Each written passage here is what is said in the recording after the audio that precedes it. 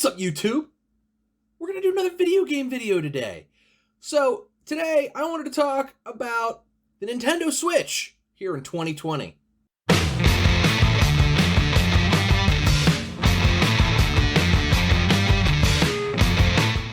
So I've had a Nintendo Switch, and more specifically, my son has had a Nintendo Switch for about a year now. Maybe a little bit more than a year. I don't know that my opinion has changed necessarily. I did a video about a year ago on it, maybe not even quite a year ago, but shortly after we got it, a couple months, and we had messed with it and stuff. And I sort of wanted to kind of give an update as to my thoughts, things that I do like about the Switch, things that I don't like about the Switch, and where I see the Switch going moving forward. So let's talk about that. So this is our full-fat Nintendo Switch. Here it is. We got the red and blue Joy-Con version. And let's talk about the system itself. Now, since this has come out, the Switch Lite's also come out. This is the only version that you can hook to the television, which is cool. The Joy-Cons come out, obviously. Our Joy-Cons no longer need to have buttons pressed to get them to come out. They just come out. That seems to be the case on pretty much everything Nintendo Switchy. Ours are pretty much worn out. They don't really lock in all that good. So you really gotta make sure you're not pulling them out. Let's talk about the build quality particularly. They wiggle still. Everybody's got this problem. Now we haven't broken it, clearly. We've played it a lot. And all the buttons click and feel nice still. So as far as holding up, and my son plays this handheld a lot. Well, I don't know if he plays it a lot, but he played it mostly handheld. And, so it's held up. So, I was concerned that it was not going to hold up or that we were going to break the Joy-Cons and by now I would have had to replace them. I have not had to replace them. So that's very good. I'm very, very happy about that, actually, because these are still crazy expensive to replace. As far as the screen itself is concerned, I have to wipe it off a bunch, but it's held up as well. He's dropped it and scuffed a couple little times, but actually doesn't really hit the screen, just the lining around it. So he's been careful with it. We've been pretty careful with it, and it's held up. So as far as the build quality is concerned, I was initially worried about it. And yes, my Joy-Cons I don't have to press the buttons to get them to come out anymore, ever. But it's not as bad as I had initially thought it might be. So, build quality, good. Worked out. A 6-year-old now through being into being 7, it still pretty much works like it did the day we bought it. We have not had any Joy-Con drift issues, which is good. Other things that I like about the Switch is not necessarily we don't have a Switch Pro controller, but I like how many controllers there are, and I like that Nintendo supports the PowerA stuff. Nintendo, as far as controllers are concerned, has been very much in the same realm as where Microsoft was, where, yeah, you can buy the first-party one, and the first-party Nintendo one's really expensive. I want to say the Switch Pro controller is still like $70. And we'll get into the cost of the Switch later. But I want to say the first-party Switch controller, the Pro one, is like $70. But you can get a ton of the PowerA ones, if you just want extra ones from Mario Kart or whatever. Those are generally like $20 or cheaper at GameStop, and they come in a bazillion different cool. I should have brought one in here, but I brought a different controller in here. They come in a bazillion different colors and stuff, and they look really good, and they play really good. They work really well. They look exactly like the Xbox controller, and they work great for Mario Kart or the party games that Nintendo is known for. The other thing that I really like about it is if you don't want to get a Switch Pro controller, 8BitDo has done a bunch of Switch controllers. This might actually be my favorite controller of the generation. Literally, the stuff that 8BitDo is doing with their controllers, and particularly their Switch controllers, because that's where they did the most of them, although they're now coming out with a bunch of Microsoft ones as well. This one's phenomenal. It's got pretty much the same layout as the PlayStation 4 controller. It's got the same buttons too. I love it so much. It's so smooth. I love this D-pad. 8BitDo, the fact that Switch supports 8BitDo and did all that stuff with them and did all the cool controllers with them, this is amazing. So truthfully, I really like that about this. The fact that, there's third-party companies that have done a lot of good work and made a lot of good, serious, like, pro-level controllers, like as good as or better than the branded ones. And this one's only $50, and I think there's one without the, like, handles. It's more like a Super Nintendo controller, but it's got all the same buttons, that I think is even cheaper. But this has great rumble. This one's so good. I really, really like this controller. It was only $50. So this is actually the better, in my opinion, this is the best choice for a controller if you're just going to play it on the TV. Now, let's talk about cost. So cost of the Nintendo Switch out of the gate was initially a lot cheaper than your PS4 and your Xbox One. And that was cool. That was a very neat idea, right? It was a good $300 out the door for the one that also hooks to the TV and what have you. Problem being, Nintendo tax. Now, what the Nintendo tax is it's the fact that its first-party games never actually go down in price. This was a release game. It actually won Game of the Year, Legend of Zelda, Breath of the Wild. Came out in 2017, also came out for the Wii U. Not a lot of people know that. So technically not even a Switch exclusive, because you can get it on the Wii U. My son just got this. My mother bought it for him, actually. And it was $50 at Walmart. It's still $60 at GameStop. And it's from 2017. This came out in 2017. This came out when the Switch released. Still $60 at GameStop. It's $50 at Walmart still, which is a lot. In comparison, Horizon Zero Dawn, the complete edition, this is including the Breath of the Wild. This is including the expansion pass, not the Breath of the Wild expansion. What was it? Frozen Wilds. There we go. That expansion. $20 on the PS4.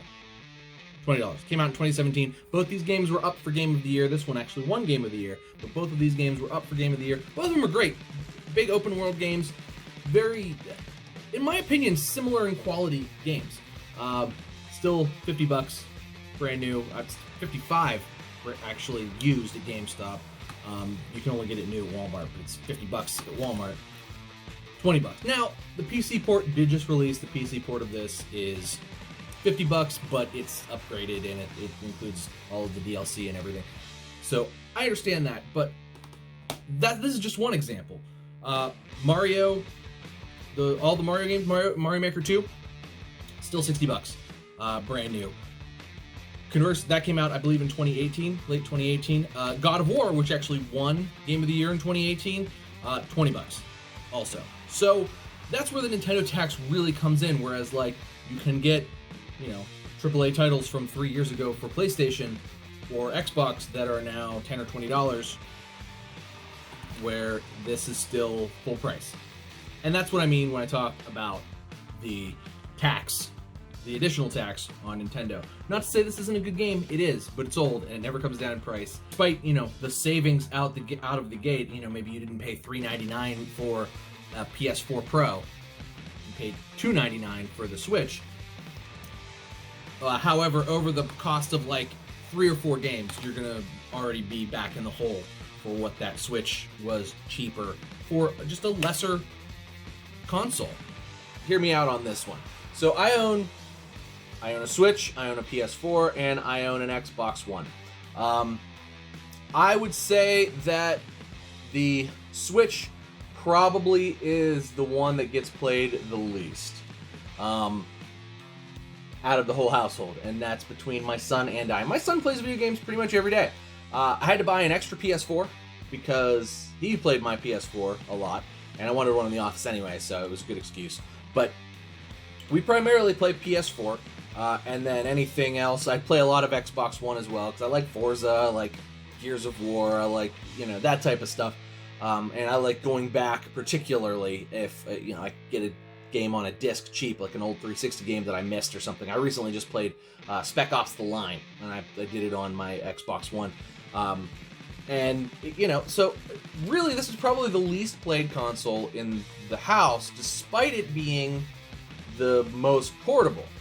The reason for that is a few reasons. Number one, the game selection on this, while better than previous Nintendo consoles, in my opinion still kind of pales in comparison to both the Xbox One and the PS4. So the games we have a lot of Switch games. They're mostly geared towards children, and they're for my son. We bought them for him, but for the most part, like, he just kind of plays through them, and then it's like, okay, it's over now. That was it. He returns to Mario Maker 2 and Minecraft a lot, but I mean, other than Mario Maker 2, I mean, I could have Minecraft. I have Minecraft on Xbox One. He just likes to be able to wander around. His friends also have a Switch, so he can play with them on the Switch. But I guess you can play Minecraft with anybody on any console. But it's a matter of just like, this hyper-exclusive machine that uses it primarily to play Minecraft. Like, yes, Mario Maker 2, great. All the Mario games, actually, really, really good. Zelda, Breath of the Wild, really, really good. But Nintendo, I feel like, is falling back into that same old, where there will be, a handful, a dozen games for this console that were like, oh yeah, those were really great. But in comparison, there's a dozen PS4 exclusives that are really, really great. The Xbox One can play years and years and years worth of games, and all of them can be had for much, much, much cheaper on any other console. The one other thing that the Switch had going for it that it now is pretty much done as well was the mobile aspect of it. You can pick it up and take it with you. Now, in 2020, that's a terrible idea, because if this breaks while you're carrying it around, or you break it, you can't replace it now because of COVID, and that's not Nintendo's fault necessarily, but Nintendo has historically underproduced just to make sure that the price stays high on their systems. So if this breaks, now I can't replace it.